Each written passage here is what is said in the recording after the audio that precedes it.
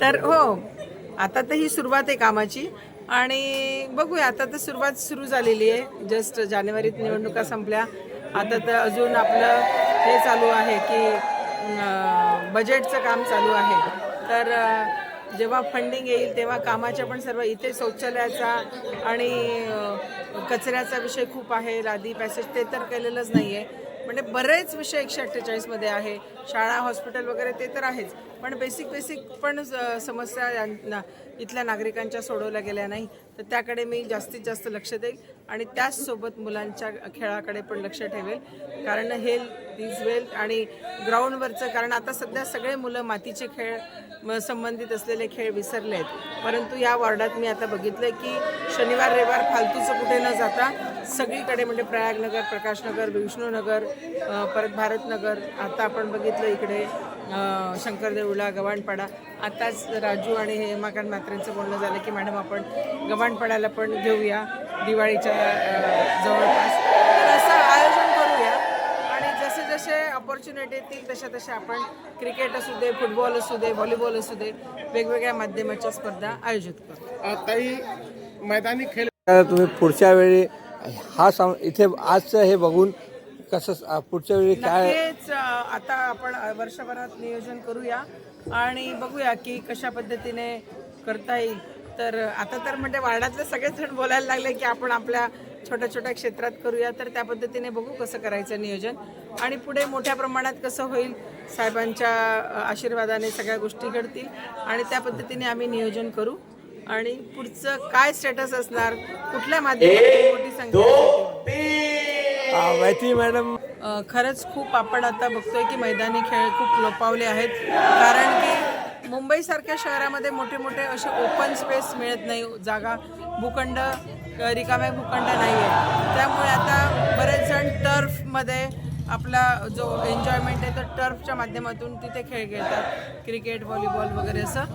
तर आज मला खूप छान वाटलं. 3 दिवसाच्या या मॅचेस होत्या आणि सगळेजण अतिशय छान. पहिल्या दिवशी संपूर्ण मुंबईतून मुलं आले होते, पार्टिसिपेट झाले होते. दुसऱ्या दिवशी आपल्या गावातल्याच मुलांच्या मॅचेस होत्या आणि आज संपूर्ण चेंबूरमधले गावठाणा विरुद्धच्या मॅचेस होत्या आणि 8 ते 10 संघ रोज येऊन पार्टिसिपेट केले. छान. आज आज तुमचं वार्ड मधलंच म्हणजे हा माझा वॉर्ड क्रमांक 147 जेव्हा राखीव झाला त्यावेळी मला प्रश्न पडला होता की आपण आता कुठून काढायचे. 146 राखीव, 147 राखीव आणि मग 155 समोरचा राखीव.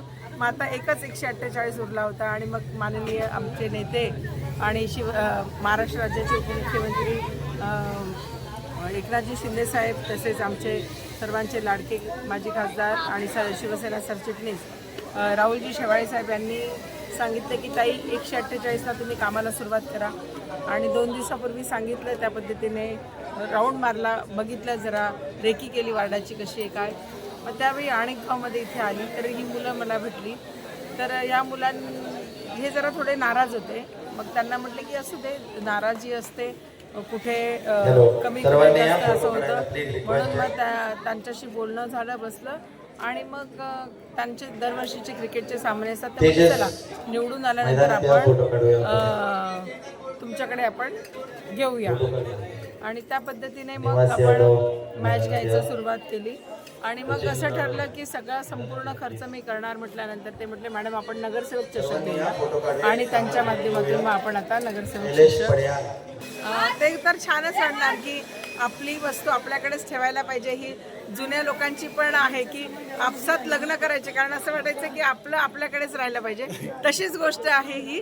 मला एकदम आठवलं की जुन्या काळी पण जे पूर्वज होते आपले तर ते असंच करायचे, आपसामध्ये आपल्या मुलामुलींचे संबंध करायचे. तशीच गोष्ट झाली की आपल्या गावात आयोजन केलं आणि आपली ट्रॉफी आपण आपल्या गावातच ठेवली, आपल्या वार्डातच ठेवली. याचा एक वेगळाच आनंद. पण खरोखर मी मुलांना ॲप्रिशिएट करेल. अतिशय सुंदर नियोजन, अतिशय छान संकल्पना आणि अतिशय छान खेळाडू. सर्व खेळाडूंनी खूप सुंदर असं वाटत होतं आपण आंतरराष्ट्रीय किंवा स्टेट चॅम्पियनशिप किंवा नॅशनल्स बघतोय, IPL सारखे खेळ बघतोय की काय, असं नियोजन खूप सुंदर. आज ती दुसऱ्यांदा आलेली आहे या चषक नगरसेवकामध्ये आणि खूप छान म्हणजे असा अनुभव भेटलेला आहे. अंजलीताईचा पहिली आता सेकंड निवडून आलेली आहे आणि त्यामुळे त्यांनी ही मॅच पण ठेवलेली आहे. नवीन वॉर्ड, नवीन एक गाठलेलं आहे आणि त्यांनी छान काही काय उपक्रम दाखवलेला आहे मुलांना आपल्याला खेळायला. आणि खरंच ग्राउंडवर खेळताना मुलांना खूप बरं वाटतं. आणि ही मुलं अशी बघतात तर ते मुलं मोबाईल बघतात, हे नवीन उपक्रम चांगलं वाटतं खेळताना. आणि अंजली काम सुंदरच करतायत आणि अजून 4 वर्ष बाकी आहेत, 5 वर्ष बाकी आहेत. अजून नवीन काही धमाके बघायची बाकी आहे. काही युवा वर्गाने खूप एन्जॉय केलं आहे. काही महिलांचं असं म्हणणं आहे की महिलांसाठी पण काही क्रिकेट आयोजन करणार आणि महिला जे आहेत ते एन्जॉय करणार, ते पण पूर्ण करणार. जे महिलांचं झालेलं आहे ना, पुरुषांचं झालं, महिलांचं 100% पुढच्या वर्षी ताई करणार. ताई तुम्ही करणार ना? हां. आज अंजलि ताई ने जो 2 दिन से चल रहा था नगरसेवक चषक, उनका आयोजन किया और यहाँ पे आणेगांव क्रिकेट संघ जो एक युवा लोगों का संघ है, उनके नेतृत्व में और अंजलि ताई के नेतृत्व और आणेगांव क्रिकेट संघ इसमें विन हुआ है. और मैं आणेगांव क्रिकेट संघ के सभी खिलाड़ियों को दिल से धन्यवाद देता हूँ. उन्होंने अच्छा क्रिकेट खेला, घर में रखने की बात नहीं है, लेकिन उन्होंने खेल अच्छा दिखाया. मैदान में जो खेल अच्छा दिखाएगा वो जीतेगा और उन्होंने अच्छा खेल दिखाया. और उन्होंने उनके जज्बे को मैं सलाम करता हूँ कि जो लास्ट ओवर में मैं देख रहा था, मैं जितने जूझ के उन लोगों ने खेला तो वाकई वो जीत के हकदार थे. और मेरी शुभकामनाएं उनके साथ ही. और ताई, अंजलि ताई के बारे में आप लोग को बार बार मैं बोल चुका हूँ कि काम करने वाली नगर सेविका इस वार्ड को मिली है और काम करते करते आगे जाना है. अभी जीत के 3-4 महीने हुआ, लेकिन अनेक कामों में अंजलि ताई का आना और छा जाना एक अपने आप में अलग ही है. क्योंकि आज तक नगर सेवक कोई खुल के इतना काम मैदान में उतर के नहीं करता था.